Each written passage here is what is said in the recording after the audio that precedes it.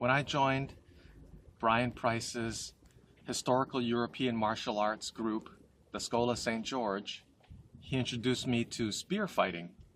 And one of the moves of spear fighting you can call casting or throwing.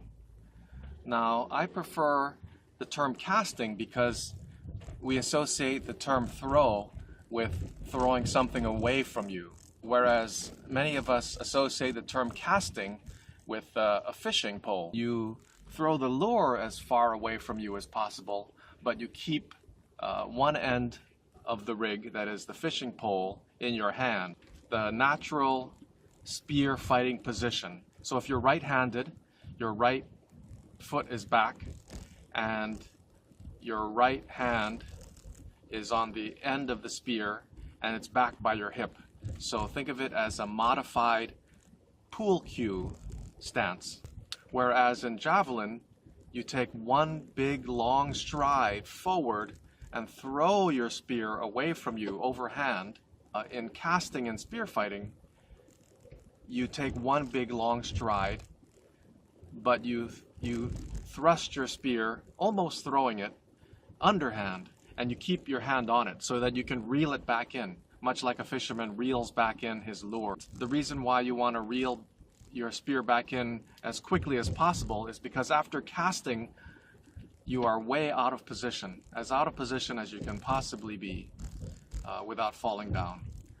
And if you're fighting one-on-one and you kill your opponent with a cast, well then there's no immediacy. You don't need to reel back your spear in very quickly. But if you miss him, or worse, if you're blocked, then you want to reel your spear back in as quickly as possible and get it back in your hands before your opponent can close the distance and kill you. Also, if you're fighting in a battle against multiple opponents and you kill someone with your cast, you still have to worry about your other adversaries. Sir Richard of the Hawaii chapter of the Society for Creative Anachronism was giving me some tips about spear fighting at Nu'uanu Valley Park. He mentioned that he only casts the spear when his opponent is running away. And that is a good piece of advice, because if your opponent is running away at full speed, even though you have a low percentage of hitting with a cast, you also have a low risk factor.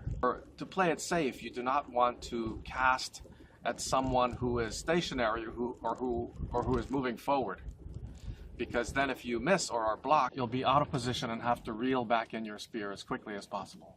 This reminds me of something from modern Olympic sport fencing, specifically epee and saber, in which the hand is target. There's a move in which just when your opponent is starting a full retreat, you do a quick lunge and you try to get him on the hand. You have to immediately do a quick lunge, because if you wait too long, your opponent will be out of distance.